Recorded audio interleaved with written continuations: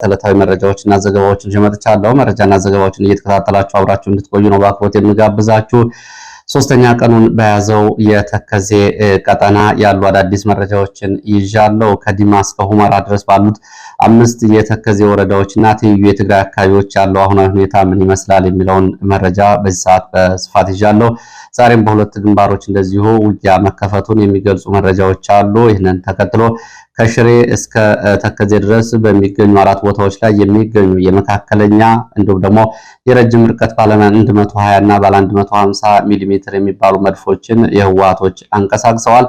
ከዚህ ጋር በተያያዘ እንደዚሁ ዛሬ ረፋድ ውጊያ ያለበትን አካባቢ ጨምሮ በቀጠናው ያለውን ከሁመራ እስከ ዲማ ድረስ ባሉ 5 የወልቃይት ወረዳዎች እንዲሁም ደግሞ የሰሜን ጎንደር ወረዳዎች አካባቢ ያለውን አጠቃላይ እንቅስቃሴ የተመለከተ የ24 ሰዓት ዝርዝር መረጃዎች በዚህ ሰዓት ወደ እናንተ አደርሳለሁ። ከ3 ቀናት በፊት ጥር 18 2018 ዓ.ም የህወሓት ታጣቂዎች በምዕራብ ጠለምት አፍንጫ ኤፍሬም ተብሎ የሚጠራው አካባቢ ጥቃት ከከፈቱና 2 ወታደራዊ አዛዦችን ጨምሮ ሌሎቹ በቁጥጥር ስር ከዋሉ እንዲሁም ደግሞ በርካቶቹ ሙትና ቁስለኛ ከሆኑ በኋላ በትግራይ አካባቢ እንደዚሁ የወጡ መረጃዎች አሉ። ራሂዋ ተብሎ የሚጠራው አካባቢ ደብረ አባይ አቅራቢያ የሚገኝ የህወሓት ወታደራዊ አዛዦች እርምጃ መውሰዳቸው ተገልጿል። እንግዲህ በህወሓት ለዚህ ዘመቻ ከላካቸው መካከል የቀድሞ የመከላከያ አዛዥ የነበሩትና አባላት የነበሩት የ22ኛና የ31ኛ ክፍለ ጦር የቀድሞ የመከላከያ አባላት አሁን የህወሓት ታጣቂ አዛዥ የሆኑት ኮሎኔል ወልደ ሪፋኤልና ሻለቃ ገብረ ሊባኖስ በጥር 18 በነበረው ውጊያ በመከላከያ መያዛቸው ይታወቃል። ከዚህ ጋር በተያያዘ በርካታ ታጣቂዎች ጉዳት ደርሶባቸዋል። ከውጊያ ጋር በተያያዘ የውጊያ ተነሳሽነት የላችሁም በሚል በትግራይ እንግዲህ በታጣቂዎች ላይም አዲስ የሆነ ጫና እየተፈጠረ መሆኑን የሚገልጹ መረጃዎችን ጨምሮ የተለያዩ ዝርዝር የግንባር መረጃዎችን ይዣለሁ። እየተከታተላችሁ አብራችሁ እንድትቆዩ ነው በአክብሮት የምጋብዛችሁ።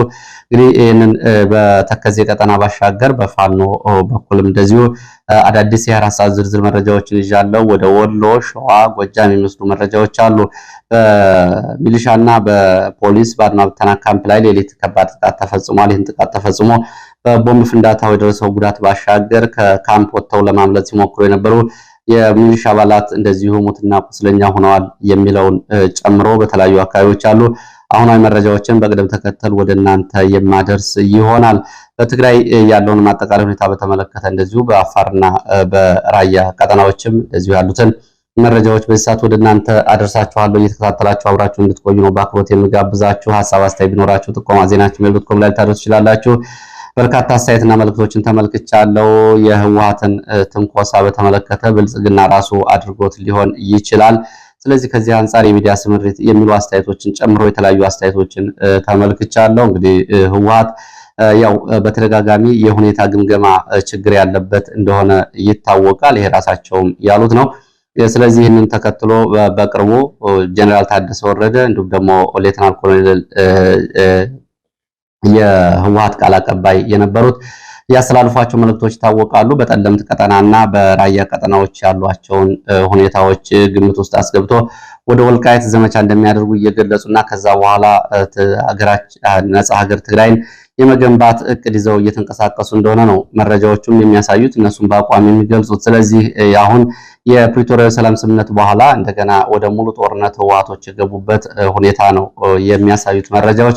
ለማንኛውም መረጃዎችን እየተከታተላችሁ ጥሬ መረጃዎችን እየወሰዳችሁ እንደየራሳችሁ አተያይ ፖለቲካዊ፣ ወታደራዊ አተያይ መረጃዎቹን ልትወስዷቸው ትችላላችሁ። እኔ መረጃዎቹን ማቅረብ ቀጥላለሁ። እንግዲህ በ24 ሰዓት ያሉ አዳዲስ መረጃዎች ምንድናቸው የሚለውን ለመከታተል እስከ መጨረሻው አብራችሁ እንድትቆዩ ነው በአክብሮት የምጋብዛችሁ። በቀጥታ ወደ መረጃዎቹ ሲሄድ ወደ ደቡብ ወሎ ሐይቅና አካባቢ ያገኘሁትን መረጃ ነው ማስቀደም የምጀምረው።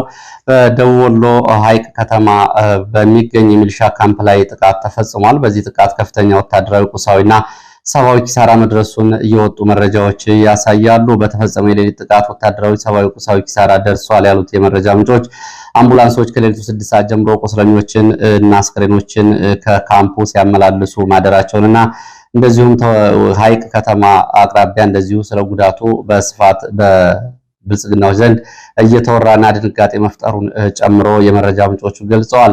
በደቡብ ወሎ ዞን ተወለደሬ ወረዳ ሐይቅ ከተማ በአቅራቢያ በሚገኝ የሚሊሻ ካምፕ ላይ ሌሊት 6 ሰዓት በተፈጸመው ጥቃት ፋኖ በፈጸመው ጥቃት ማለት ነው። ቁጥራቸው ያልታወቀ የሚሊሻ አባላት ተገድለዋል፣ ቆስለዋል። በድንጋጤ እንደዚሁ ገደል ውስጥ እየወደቁና እየገቡ እንደዚሁ ጉዳት አስተናግደዋል።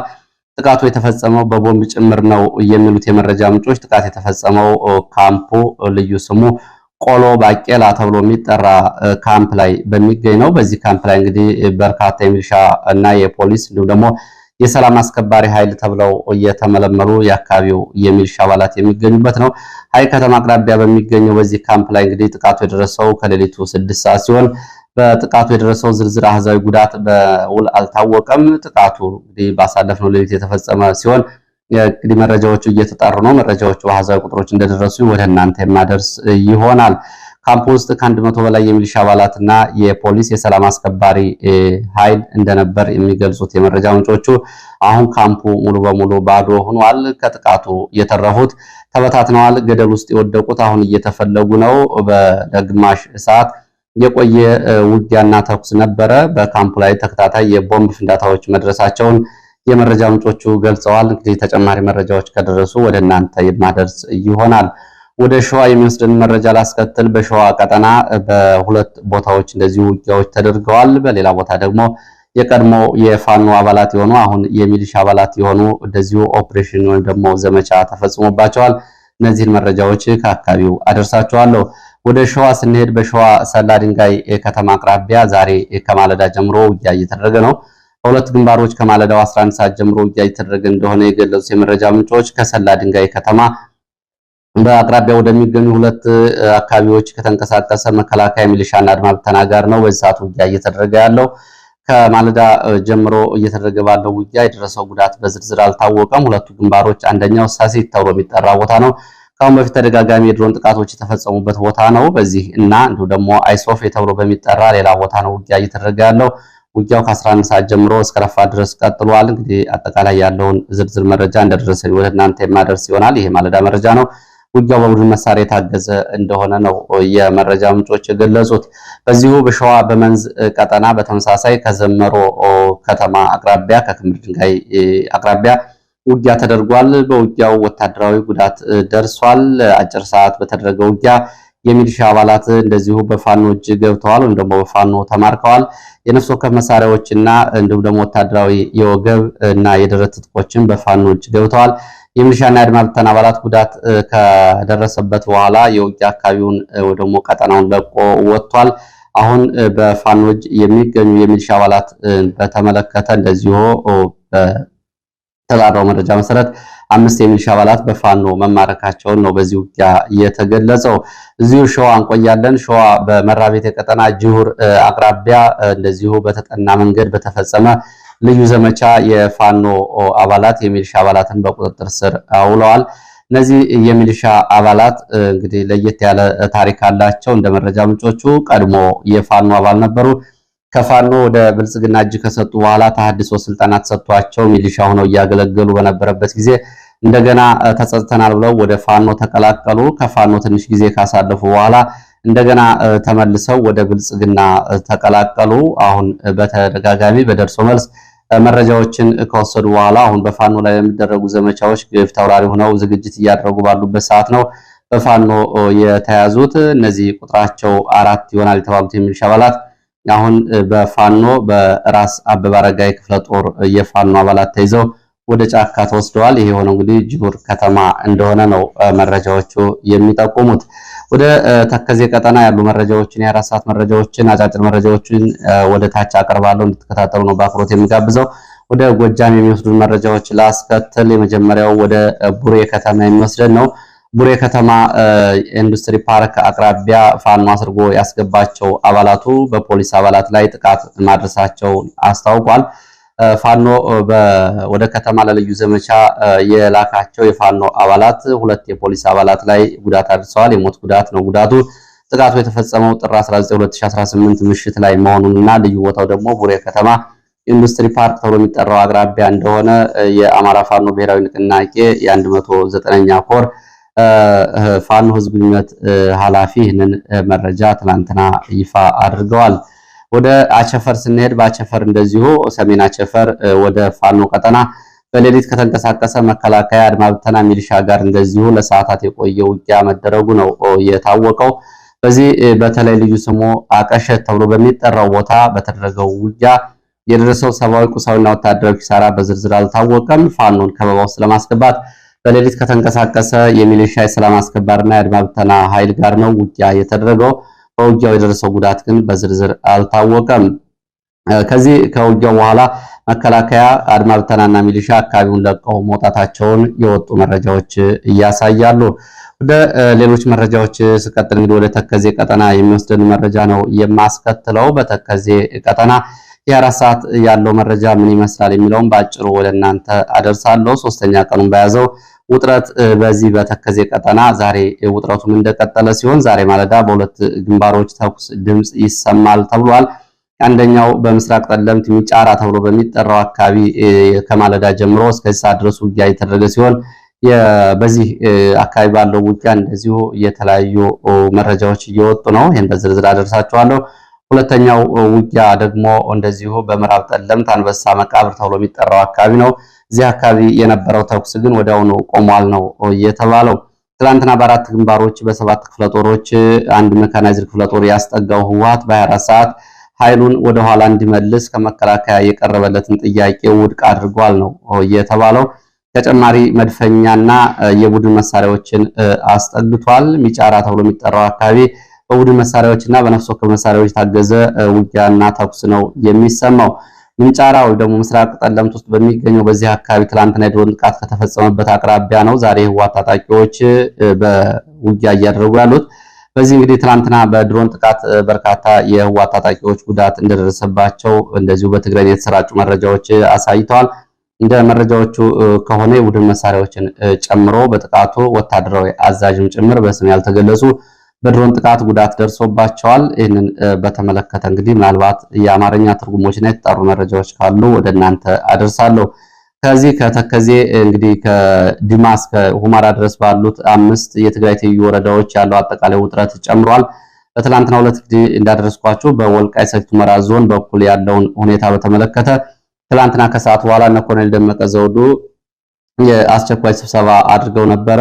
ከስብሰባውም ሁሉም የብልጽግና ሁሉም የዞኑ እና የወረዳ ባለስልጣናት ወደ ግንባር እንዲንቀሳቀሱና የተከዜ ዘብ ጋር እንደዚሁ ኃላፊነት ወስደው በተጠንቀቅ እንዲቆሙ ትዕዛዝ ተሰጥቷል። የምዕራብ ዕዝ አዛዦችም እንደዚሁ ትላንትና ስብሰባ ማድረጋቸው ነው የተገለጸው። በጠለምት በኩል ግን ያለው ሁኔታ አሁንም ውጊያዎች ያሉበት ነው። በተዚህ በሶስቱ ዋና ዋና መንገዶች እንግዲህ ከትግራይ ወደ ወልቃይት የሚወስዱ ሁለት ዋና መንገዶች አሉ። አንዱ በደደቢት በኩል ወደ ወልቃይት፣ ሁለተኛው ደግሞ በሽራሮ በኩል ወደ ሁመራ የሚያስገቡት መንገዶች እንግዲህ ሙሉ በሙሉ ተዘግተዋል። ወትሮም የተዘጉ ቢሆኑ የበለጠ ተዘግተዋል። እንደዚሁ ደግሞ ለትራንስፖርት ክፍት ሆኖ ቢያንስ የእርዳታ ድርጅቶች አገልግሎቶችን ያቀርቡበት የነበረው ከደባርቅ ሽሬ የሚወስደው አንደኛው ዋናው መንገድም እንደዚሁ ትላንትና በመከላከያ እንደተዘጋ ነው። እንግዲህ በእነዚህ አካባቢዎች በተፈናቃይ ስም የሚመላለሱ ሚሊሻዎች ጨምሮ ቀድሞ ለስራ የገቡ የህወሓት ታጣቂዎች በየአካባቢው አሁን እንቅስቃሴ እያደረጉ ይገኛሉ። በጠለምት አካባቢ ያለው መረጃ ነው የምነግራችሁ። በወልቃይት ሰቲት ሁመራ ዞን የተከዜ ዘብ ወደ ተከዜ ወንዝ እንዲጠጋ ትናንትና ተደርጓል። ጥር 18 2018 ጠለምት አፍንጫ ኤፍሬም ተብሎ የሚጠራው አካባቢ የተማረኩት የህወሓት ወታደራዊ አዛዦች ኮሎኔል ወልደር ፋይልና ሻለቃ ገብረ ሊባኖስ እንደዚሁ የቀድሞ የመከላከያ 1ኛና 31ኛ ክፍለ ጦር አዛዦች አባላት የነበሩ የሚዲያ ቃለ ምልልስ ማድረጋቸውም ተሰምቷል። እስካሁን ድረስ እንግዲህ ያደረጉት ቃለ ምልልስ ምን እንደሆነና ይዘቱ አልታወቀም። እንደዚሁ እንግዲህ የሚለቀቅ ከሆነና አዳዲስ መረጃዎች ካሉት ወደ እናንተ መልሼ አደርሳለሁ። በዚህ በምስራቅ ጠለምት ዲማ ምስራቅ አቅጣጫ እንግዲህ አቅራቢያ የከባድ መሳሪያ ፍንዳታ መሰማቱን ተከትሎ ነው በአካባቢው ውጊያ የተቀሰቀሰው። በዚህ ሰዓት እንግዲህ አሁን ይሄ መረጃ ወደ እናንተ እየደረሰ ባለበት ሰዓት በኢትዮጵያ ሰዓት አቆጣጠር ከረፋድ አካባቢ ነው ይሄ መረጃ እየተሰራጨ ያለው። በዚህ ሰዓት እንግዲህ ምዕራብ ጠለምት ያለው ተኩስ በምዕራብ ጠለምት ያለው ሙሉ በሙሉ ሲቆም፣ በምስራቅ ጠለምት ያለው ግን በተለይ በምንጫራ ተብሎ የሚጠራው አቅራቢያ አፍላ ውጊያ እየተደረገ እንደሆነ ነው መረጃዎቹ የገለጹት። በተለይ 30 ጉላ ተብሎ የሚጠራ ቦታ ላይ በዚህ ሰዓት ውጊያ እየተደረገ ነው። ከማይ ባሪያና ከምንጫራ ተብሎ ከሚጠሩ ሁለት አካባቢዎች የተንቀሳቀሱ የህወሓት ታጣቂዎች ጋር ነው ውጊያ እየተደረገ ያለው። ቀደም ብሎ ከማለዳ ጀምሮ እንግዲህ 30 ጉላ ላይ የመድፍ ድብደባ ጭምር መፈጸሙ ነው የታወቀው። በዚህ ሰዓት ህወሓት ባለ 120 እና ባለ 150 ሚሊ ሜትር የሚባሉ መድፎችን እነዚህ መድፎች የረጅምና የአጭር ርቀት መድፎች ናቸው። ደብረ አባይ፣ አላጉየን፣ ቤት ማራይና ሌሎች አካባቢዎች ማንቀሳቀሱ ነው የታወቀው። በተለይ በሶስቱ አካባቢዎች አላጉየን፣ ቤት ማራይና ደብረ አባይ አካባቢ እነዚህን መድፎች ህወሓት በዚህ ሰዓት አንቀሳቅሷል። በተመሳሳይ ሽሬ ከተማ ከሚገኘው ሱር ኮንስትራክሽን ካምፕ መካናይዝድ መሳሪያዎችንም እንደዚሁ የህወሓት ታጣቂዎች ማንቀሳቀሳቸው ተገልጿል። እንደዚሁ ደግሞ የአርሚ 60 መካናይዝድ እንደዚሁ ዝግጅቶችና እንቅስቃሴዎች መኖራቸው ነው የታወቀው። የምስራቅ ጠለምት ሚሊሻና የአካባቢው ህዝብ ህወሓት ውጊያ ወደ ከፈተባቸው የ30 ጎላ ተብሎ ወደሚጠራው አካባቢ እንቅስቃሴ እያደረጉ ነው የሚገኙት። ዋናው መንገድ ደባርቅ ሽሬ ተከዜ ድልድይ እንደተዘጋ ነው። ከላይ እንደገለጽኩላችሁ ከደባርቅ ተጨማሪ መከላከያ ወደ ተከዜና ጠለምት መንቀሳቀሱ ነው የታወቀው። ምንጫራ አካባቢ ያለው ውጊያ እምባማድሬ ባሉት የህወሓትን የሚቃወሙ የትግራይ ሰላም ኃይሎች ተብሎ የሚጠሩ ታጣቂዎችም እንደዚሁ በዚህ ውጊያ ስለመሳተፋቸው የሚገልጹ መረጃዎች ወጥተዋል። እንግዲህ እንደ መረጃ ምንጮቹ እነዚህ ታጣቂዎች ከህወሓት ታጣቂዎች ጋር ከመከላከያ ጋር ወይስ ደግሞ ከአካባቢ ሚሊሻ ጋር ተሰልፈው እየተዋጉ ነው የሚለው ባይታወቅም በዚህ ቀጠና ያሉት ታጣቂዎች ግን እንደዚሁ በዚህ ውጊያ እየተሳተፉ ነው የሚል መረጃ ወጥቷል። ይህን ተከትሎ እንግዲህ ከትግራይ የሚወጡ መረጃዎች ደግሞ የሚያሳዩት ትግራይ የሚወጡ መረጃዎች በህዝቡ የጦርነት ሰቆቃና ስጋት ከፍተኛ ጭንቀት ውስጥ ገብቷል። በዚህም እንግዲህ እንደገና ትግራይ ውስጥ ውጥረቱ ተባብሷል። የነዳጅ እጥረት በተለያዩ አካባቢዎች መከሰቱን እንደዚሁም ደግሞ ሸቀጦችና ከባንክ ገንዘብ የማውጣት እንቅስቃሴ መጀመሩን የሚገልጹ መረጃዎች አሉ። ለትግራይ ክልል ይገባ የነበረው 12 ሚሊዮን ሊትር ነዳጅ ወደ 1 ሚሊዮን ዝቅ እንዲል ተደርጓል። እንዲሁም ደግሞ ከዚህ ጋር በተያያዘ ሌሎች እገዳዎችም እንደዚሁ ሊጣሉ እንደሚችሉ ነው የተገመተው። ይህንን ተከትሎ ስጋት አለ።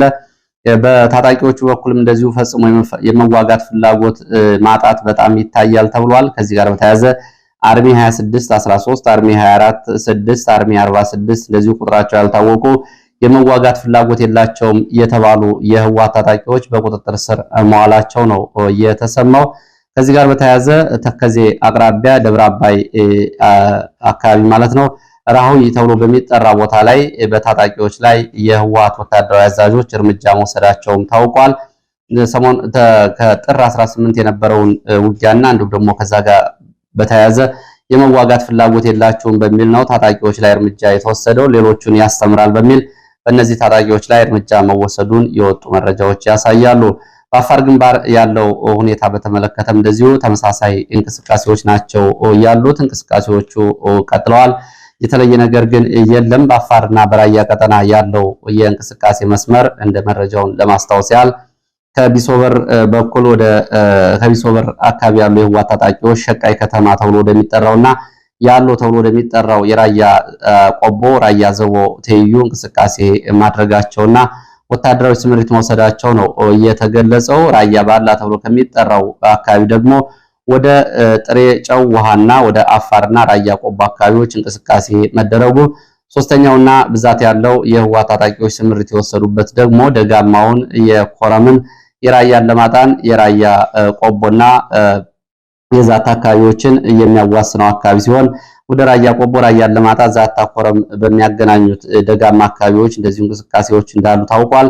ካለማጣ በአየር ማረፊያ ጸጸራ፣ ዶጊያት፣ አጽመጋላ፣ ማይ ሃርባዝ፣ መረዋ፣ ሶሪያ፣ ጥራሪ ወንዝ ድረስ የሚሸፍነው መስመር ስምሪት ተሰጥቶበታል። በዚህ መስመር እንግዲህ እስከ መረዋ ጸጸራና ማህጎ ድረስ ኃይል ስምሪት ስለመውሰዱ መረጃዎች ጠቁመዋል።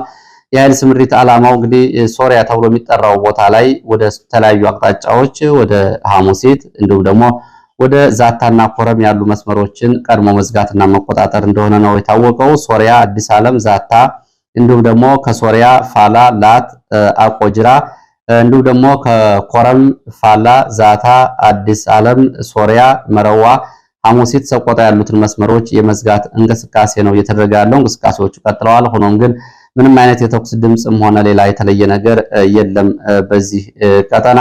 ሌላው አራተኛው በዚህ ቀጠና ያለው ስምሪት እንግዲህ ይሄ የአፋሩን ግንባር ሳይጨምር ማለት ነው ወደ ቆቦ ወደ ጋማ ቀበሌዎች አሞራ ገደል ተኩለሽ ዝባን መስመርን ተከትሎ ማሃጎ ድረስ እንደዚሁ ታጣቂዎች ተሰማርተዋል። በተለይ ማሃጎ አካባቢ የሚባለው ዛሬም ተጨማሪ የህወሓት ታጣቂዎች ወደ አካባቢው መንቀሳቀሳቸው ተገልጿል። ሌላው ከዚህ ቀጠና እንግዲህ አምስተኛው በአፋር በኩል ያለው እንቅስቃሴ ነው። በአፋር ክልል የቀድሞ ፕሬዝዳንት ስዩም ሀጂ የሚመሩ ታጣቂዎች እንደዚሁ በመሆኒ ትይዩ መጋሌ ተብሎ ለሚጠራው አካባቢ እንቅስቃሴዎችን እያደረጉ መሆናቸው ነው መረጃዎቹ የሚያሳዩት። እንግዲህ በዚህ ሰዓት ከተለያዩ አካባቢዎች ማሰባሰብ ያስኳቸው የሀገር ውስጥ መረጃዎች እነዚህን ነው የሚመስሉት። ከአፍሪካ ቀንድና ከምስራቅ አፍሪካ ደግሞ የሱዳን ጦር ቤንሻንጉል አቅራቢያ የሚገኘውን በአርኤስኤፍ ቁጥጥር ስር የነበረውን ወሳኝ ቦታ አስለቀቁ ታውቋል። ይህ እንግዲህ በቀጠናው ካለው የኢትዮጵያና የአርኤስኤፍ ግንኙነት የዩናይትድ አረብ ኤሚሬትስና የአርኤስኤፍ ወታደራዊ ስምሪትና ሽግግር አንጻር የሚፈጥረው ጉዳይ ይኖራል። እንደዚሁም ደግሞ የቱርክ ጦር እንደዚሁ አሁንም በተደጋጋሚ ወደ ሞቃዲሾ ቀጠና አዳዲስ ወታደሮችንና መሳሪያዎችን እያስገባ መሆኑ ታውቋል። በጅቡቲ በኩል እንደዚሁ በጅቡቲ በኢትዮጵያ ውስጥ የሚገኘውን የአፋር ታጣቂ ኃይል ገብቼ መዋጋት እፈልጋለሁ በሚል ለኢትዮጵያ መከላከያ ለቀጠናው ጥያቄ አቅርባለች ተብሏል። ይህ ጉዳይ በተመለከተ የተሰጠው ምላሽ አልታወቀም። ይህ ከመነሻውን ከኢትዮጵያ አፋር እያደረገ ባለፈው በጅቡቲ ወታደሮች ላይ ጥቃት የፈጸመው ታጣቂ ኃይል ላይ ጅቡቲ ካሁን በፊት 2 ዙር የድሮን ጥቃት መፈጸሟ ይታወቃል። እነዚህ እንግዲህ ከቀጠናው ያሉ ናቸው። ሌላው መረጃ እንግዲህ በኢትዮጵያና ሱዳን ድንበር አቅራቢያ የድሮን ተመቶ የወደቀ ድሮን አለ የሚሉ መረጃዎችም ወጥተዋል። እነዚህን ጨምሮ ሌሎች መረጃዎችን በመከታተል አጣርቼ እመለሳለሁ። ለዚህ ሰዓት የነበሩ መረጃዎች እነዚህ ናቸው። ለነበረን ቆይታ በእጅጉ አመሰግናለሁ።